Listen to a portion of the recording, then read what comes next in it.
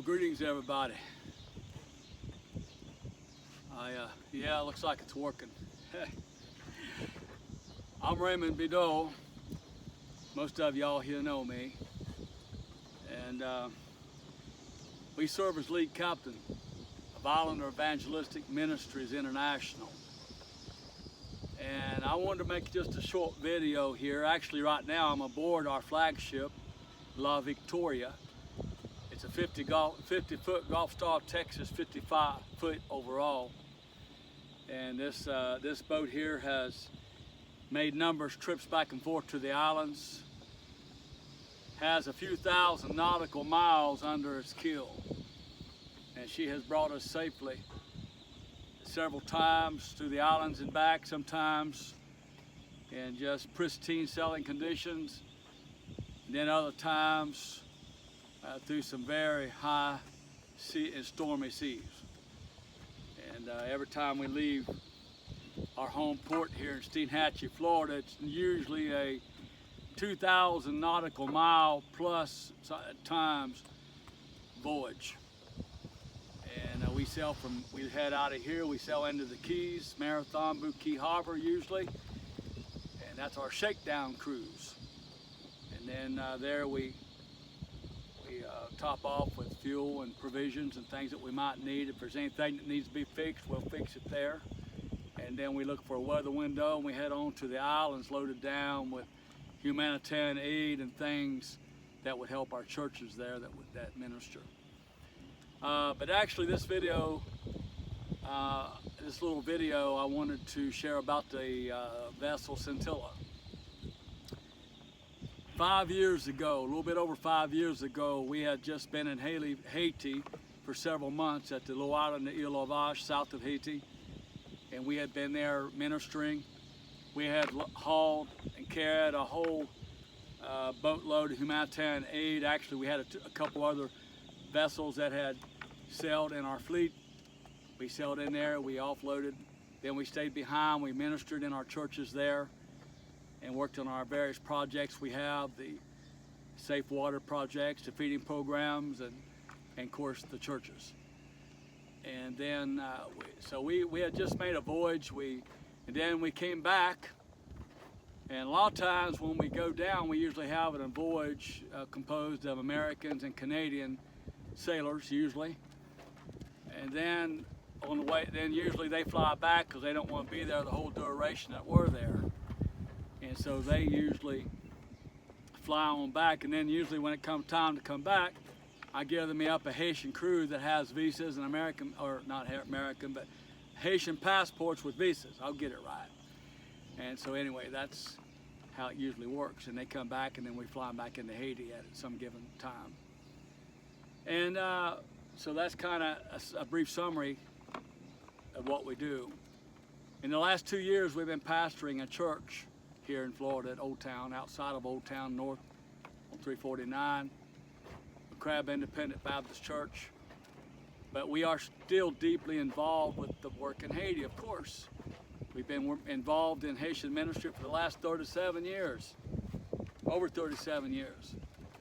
And we lived there many years full time. And I ain't counting the many months we spend at a time when we go in with the boat and stay.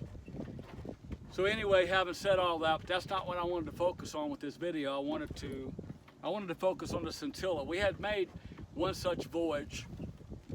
Captain Keith McFarland had been with us as a captain and working with us, going in on a three voyages. Good friends. Captain Keith hails out of Fort Pierce over on the east coast of Florida. And what I didn't know, and to give you a little bit of what I know about the Scintilla vessel, first of all, it was built in Key Largo here in Florida. A man he was a boat engineer, boat builder. He owned a large marina there. The hurricane that came through about 5-6 years ago, it was, don't quote me, I think it was Irma, but it was the real bad one that came and hit the Keys and hit part of the east coast of Florida and all down in there. And anyway, it destroyed his marina. But he had this vessel Scintilla that he custom built on the hard or on shore. And of course his intent in building that boat was him and his wife would retire on that and cruise, no doubt, the coast and ICW and places like that and live on that vessel. Well, so the hurricane came and destroyed his marina. They finally got all that settled behind them, so they put the Scintilla in the water. At that time it was completed. 75-foot trawler, immaculate. Most of the inside was beautiful, mahogany, woodwork, the interior. Oh, we'll have pictures on this video. Some of you are familiar with the interior of that vessel already. Quite the boat.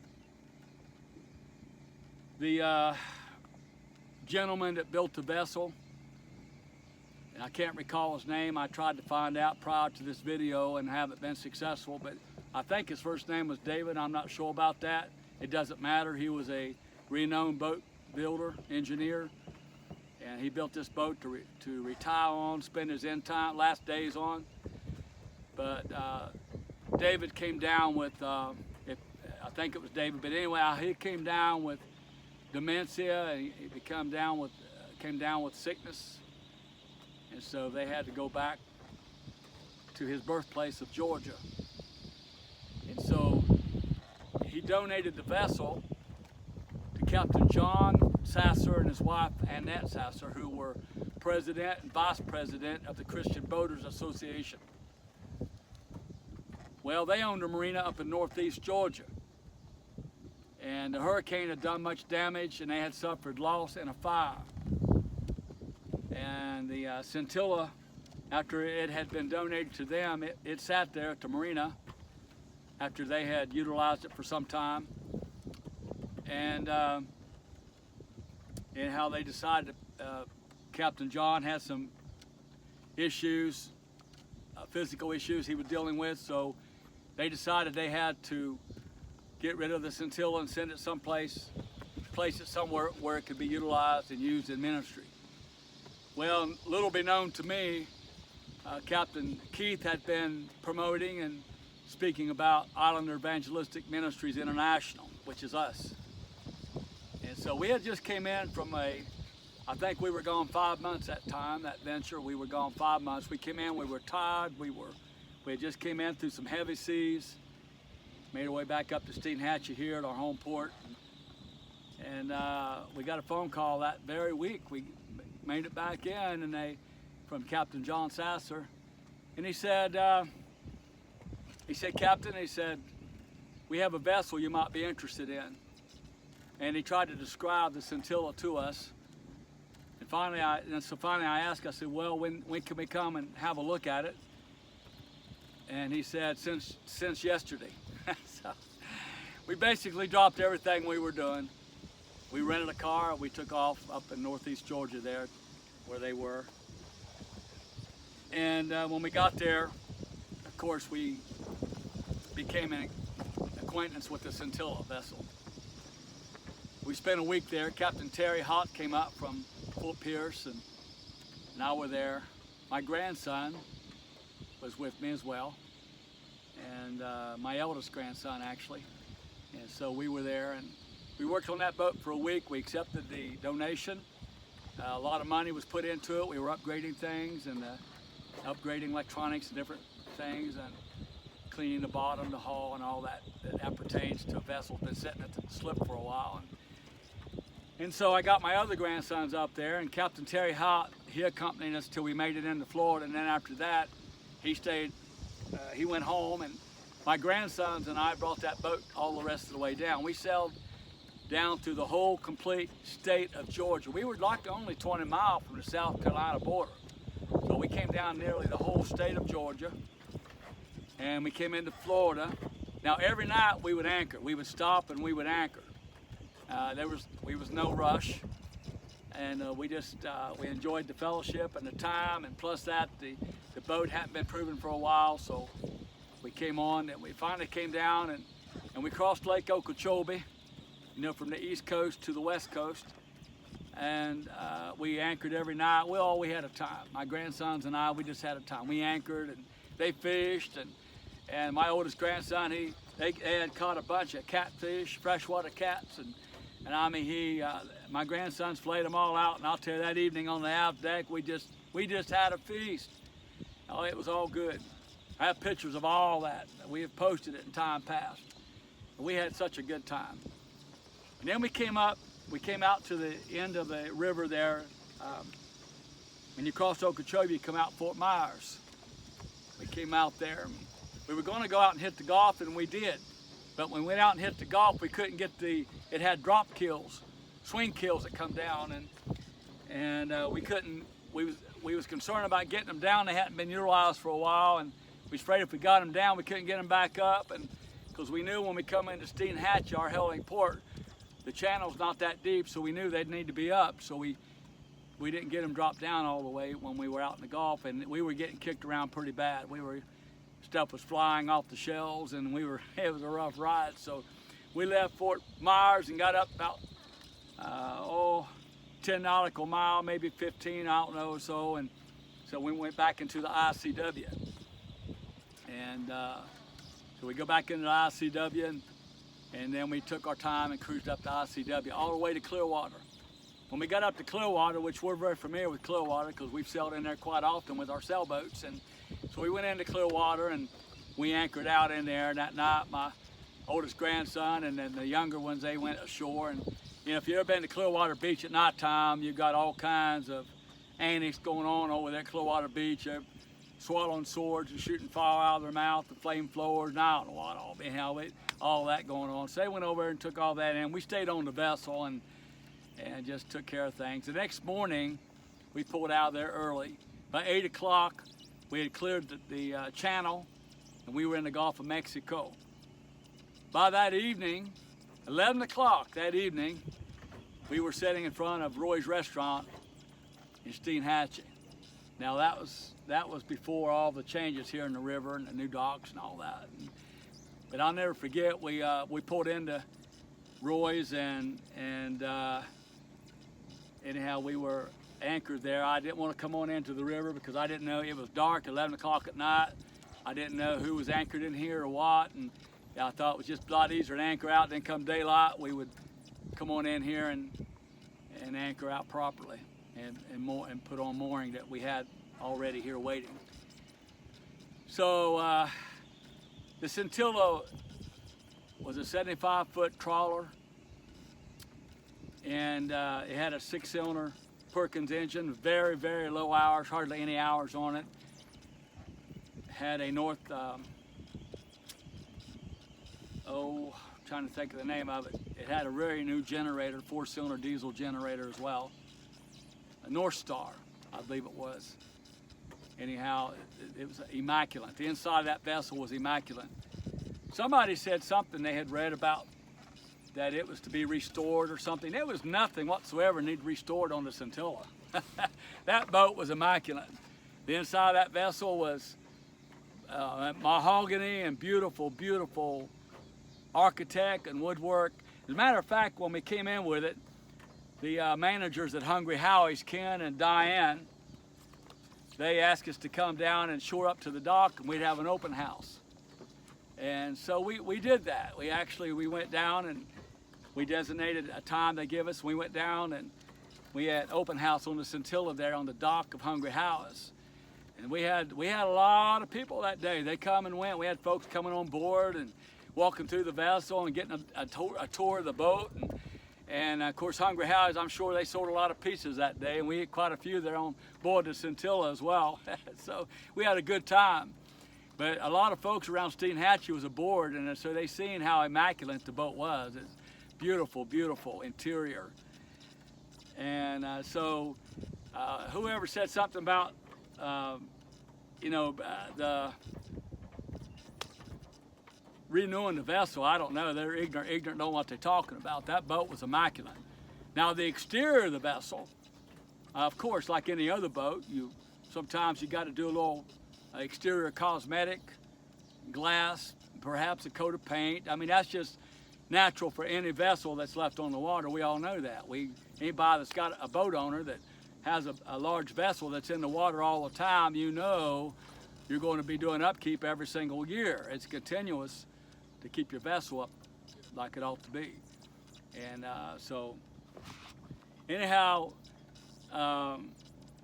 we had that vessel here. We did take one group out on it. Our intention was taking groups out on it, young people, and going out and using that vessel to take groups out on. And but after time, the vessel is not a blue water boat. It had way too much windage for that. I'm not saying you couldn't sell it to the islands, or you could, but to make continuous voyages like we do, and that's why we have sailboats. It's about economics. The Lord gives the wind and we sail. We don't run the engine. We do not motor all the way to Ile La Vache and Jamaica and places we go. We use the wind. We use sails. That's why we have sailboats. And of course, the Scintilla was a motor trawler. It did have a sail on it at one time, but it was basically a showpiece, was all it was. So basically, by the grace of Pastor Paul Nowen, pastors the First Baptist Church, and Steve Hatchie and his sons, they came out and we took the mast down. We did that so we could clear the bridge in case of a hurricane or a bad storm. We could go up the river in a safer haven than being down here south of or north of the bridge. So that was the intent of that. So we did step the mast down on that boat. Well, then it got to the place to where we had, as you well know, that's been around this area for some time, all of a sudden in the last few years, the weather pattern has changed a lot. And we've got storms coming in here that we haven't experienced in many years. Well, we serve as lead captain for Islander Evangelistic Ministries International, but we had at that time 3 ocean-going vessels on this river. There's no way in the world 1 or 2 captains can manage all those vessels. So we prayed about it, we sought the Lord on it, and we ended up, Dave Jensen, who was wanting that vessel for some time to live on, to be able to travel on, and they really wanted that vessel, that boat, the Scintilla. So we finally made a deal with him, and he acquired that vessel a little bit over a year ago, Dave and Kinks.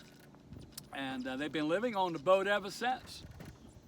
And we were dismayed, we were shocked, and certainly disheartened and heartbroken over the fact that the vessel had went up in flames and they lost the boat.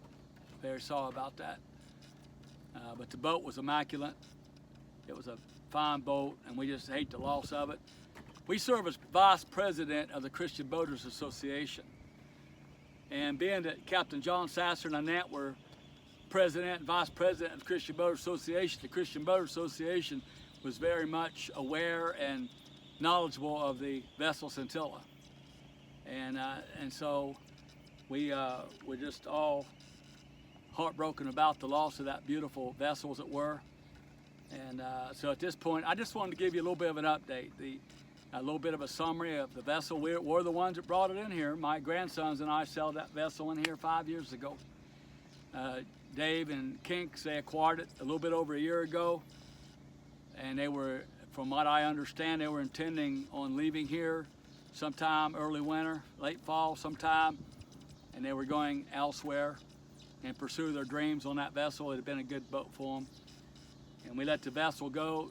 Well, I'm just going to tell you, we let the vessel go very cheap because we felt like that when the hurricanes came, we just didn't have enough manpower and enough qualified, knowledgeable captains on big vessels that knew about large ocean-going vessels to be able to commandeer the boat during the hurricane crisis. And so we let the boat vessel go. We blessed them. They blessed us by taking the boat, living on it, and keeping up with it. I guess Dave had invested Tesla batteries for the solar power that he had installed on the Scintilla. And from what we understand, one of the Tesla batteries blew up, created a fire, and they couldn't get it out. And of course, that was what initiated the destruction of the Scintilla. So that's all I got to say. I just wanted to share with y'all a little bit of what I know about the Scintilla. And we are the one. We're the captain that brought it in here, and we was the ones that transferred it over. Dave and Hinks acquired the vessel a little bit over a year ago. It was their home. I feel bad for them. They do have a GoFundMe. If you feel inspired to try to help out a little bit, we've been posting on Steinhatchee Cruisers, Woods and Seas. We started this Facebook group a few years ago because we know a lot of sailors, and a lot of times they pass by Steinhatchee, and but we encourage them to come in, spend a day, 1 or 2, 3 days, something like that, and anchor out here, rest up before they head on to the Panhandle or wherever they happen to be going into the Gulf of Mexico. God bless you. And anyhow, I want to say something else about the Facebook group, Steinhatchee Cruisers, Woods and Seas, which is the reason it's called Steinhatchee Cruisers. That's what you call folks that live on sailboats that cruise. They're called cruisers. And a lot of folks that don't know about sailing, they may misunderstand that and don't know what that means. But it means that that's people that live on their sailboat and they cruise from one location to the next. And then of course we added Woods and Seas, and we ourselves was raised up in the woods. I mean, we were raised up with knives and guns and trapped and hunted and all that, and we did all that, and then we've done our share of sailing, a lot of sailing, and so that's how come we named the group Steinhatchee Cruisers, Woods and Seas. And anyhow, we appreciate you all here. God bless you. Until next time. And so you have a little summary on the history of the Scintilla now.